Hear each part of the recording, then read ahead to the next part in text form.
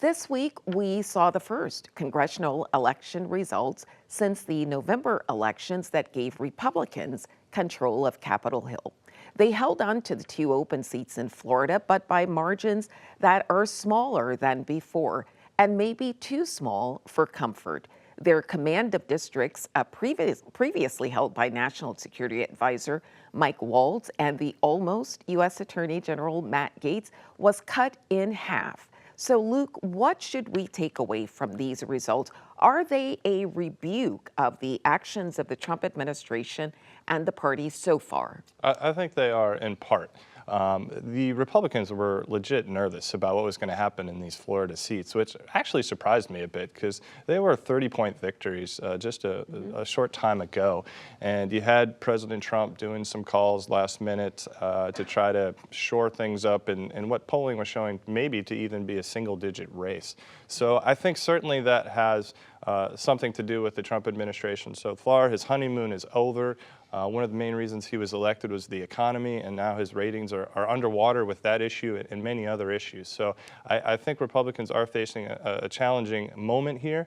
That being said, Democrats tend to do well in special elections. This was a low turnout election, which hurts the incumbent party and helps the opposition party. So the turnout was about half of what it was before. So it doesn't mean the Democrats are going to cruise to victory in the midterm, but it's a good start for them. Yeah, there's so much in what you just said. And so there was an incredible effort on the part of Democrats to turn out the vote there. And I believe they spent something like 20 times more than the Republican candidate. And so you think this is a sign to Democrats of how to pursue more of the get out the vote effort and perhaps also fundraising? Well, I think in terms of special elections, because it is a special election, they're able to get money from all over the country, all funneled into this one race. So I think that helped them with the fundraising. But I think having Trump in office as opposed to being an outsider campaigning has always been a boon for Democrats, and we've seen that already early on here. So what's interesting to me is that the district that was Mike Waltz's, that's the first district, is part of the Panhandle. And one of those counties actually went Democrat. Majority of the voters actually voted for the Democrat, Valamont. And what's noteworthy about that particular district or that county is that it is predominantly federal employees and companies that are reliant on those federal workers and the income and the expenditures, right, that they bring. And so what strikes me coming out of this is that I see that in districts with large numbers of federal workers, we are going to see, I think, continued anger, frustration that will be taken out strongly against any Republican candidate. Interesting. So Anirban, the district that Jenny was just talking about, also involved two candidates that were on polar opposite ends of the Gaza-Israel war, the Democrat or Liberal candidate, because these were basically nonpartisan elections, but the Liberal candidate was very strongly in support of Palestine, and then the Republican candidate not so much. So do you think that that might be something that could carry over? Is this a Florida thing? No, we will see what happens with the Israel-Palestine down the line, but it seems that at least I know from demographic data that a large portion of the young Jewish population in the United States are overwhelmingly in favor of Israel. Overwhelmingly in favor of Palestine, not Israel. And we can see increasingly a lot of people, as we see the kind of massacre going on, many people, like religious people, they don't want to see children die. They don't want to see women die and suffer. However much Republican they might be, there has some conscience. So we will see what pans out. What I am interested also is in the Wisconsin election, right? Like there was so much money that Elon Musk poured in. It was almost like it felt almost it's illegal to do this kind of stuff, but still the Democrats had a wonderful game in the rural parts of Wisconsin. They won in voter turnout more than Republicans, and they clinched the Supreme Court seat.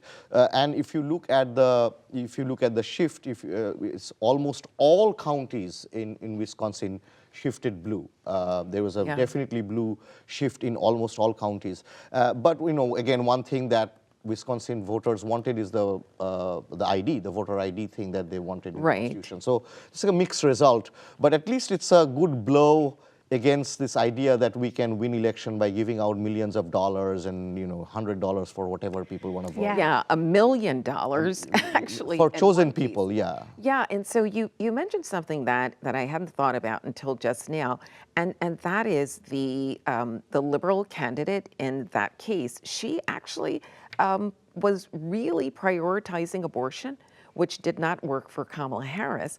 And after winning, she said that the message sent by Wisconsin voters is that they cannot be bought.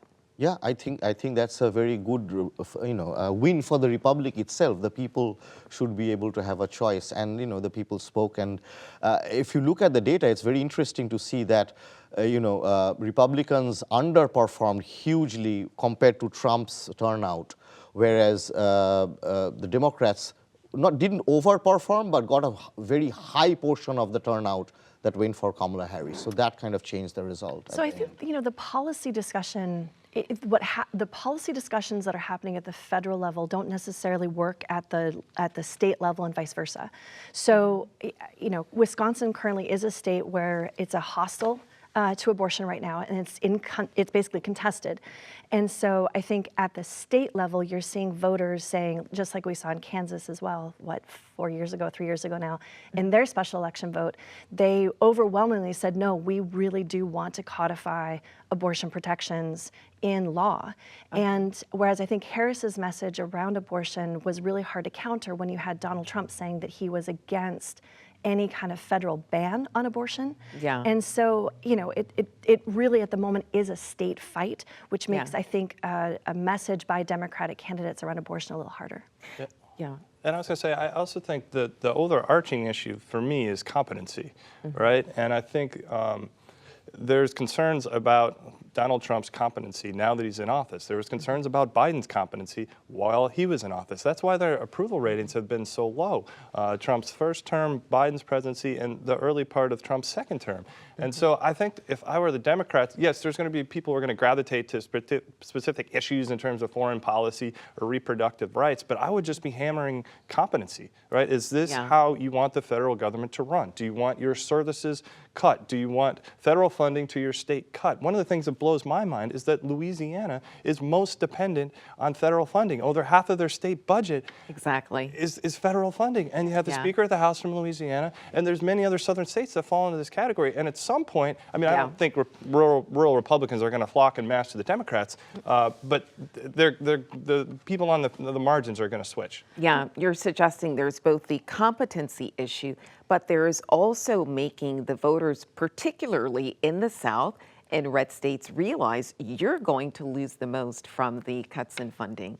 And there is the glimmer there in the Senate about, when there's this bipartisan bill now coming out because of the stuff. So that's also an exactly, led by Rand Paul, a libertarian, and so that could have legs to go elsewhere.